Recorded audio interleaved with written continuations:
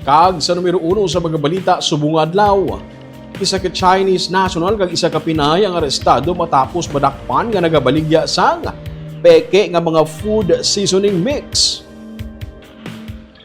Ginakop sa katapos ang Criminal Investigation and Detection Group ang 64 anyos na Chinese national kag 32 anyos nga Pinay matapos sila makuhaan sa masobra 470,000 pesos nga balor sa peke nga Magic Sarap sa entrapment operation kag bypass operation sa economic highway sakop sa Barangay Mansilingan sa Bacolod City. Ginpatigay ng operation matapos makabaton ang CIDG sa reklamo gikan sa manufacturing company angon sa pagpalaptas ng peke nga mga seasoning sa Bacolod. Sa among operation, nagbaligya ang dumuluong sa undercover operatives ang 15 ka boxes o kung 30,000 pesos ka balor sa peke nga seasoning. Na-recover ang 98 ka mga boxes ang peke nga seasoning gikan sa duha ka lain-lain nga mga manufacturing companies. Ginabaligya ang nasambit nga mga seasoning sa 2,000 tubtub 2,500 kada box, mas manubo sa original price nga 4,800. Nadiskubrihan sang CIDG nga gikan sa Manila ang peke nga mga produkto kag ginatransport padulong sa Bacolod sakay sa cargo vessel. Ginabaligya in Manini pinagi sa social media. Gipasakaan sa kaso nga paglapas sa Intellectual Property Code ang duha ka mga nagkadadakpan. Nagapanda ang otoridad sa publiko sang potensyal nga health risk sa pagkonsumo sa peke nga food seasoning.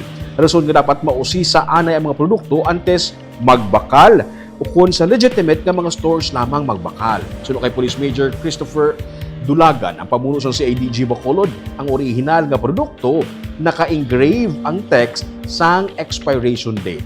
Sa ingredients list sa likod, makita sa original nga packaging nga naka-capital letters tanan kag bold ang tinaga nga egg kag allergen information. Manotisyahan man nga may pagkalangsa ang baho sa peke nga food seasoning mix. Isa pa, yun naman.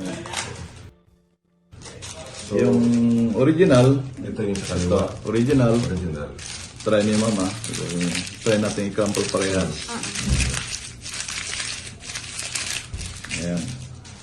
Pag ibalik mo siya, kaya mo daw siyang ibalik ng maayos ulit. Yung original. Ang peke, parang matigas ang ginamit na material. Ayan, makita mo, medyo mahirap tanggalin yung lukot. Hindi na siya nagbubbles. Hindi na siya mag-ano. Yan lang ano nila eh. Kasi dito may hangin sa loob eh. Kaya mong i-ano, malinis, tignan ulit. Pero yung peke, Hindi na siya wala na. Hindi na magandang tignan. Tapos kung tignan mo siya, parang malaki yung lalagyan ng original. Hindi na masyado. Oo, parang maliit sir eh. Ayan. Yung iba, dito naman. Ano yan, tinuro nila yan. Yung sa counterfeit, pero medyo pang expert na yan eh. Itong barcode na to, numbers, yan yung mga expiration date, nandyan details. Sa original kasi, although ibang ano to, brand, naka-engrave talaga yung numberings and letterings.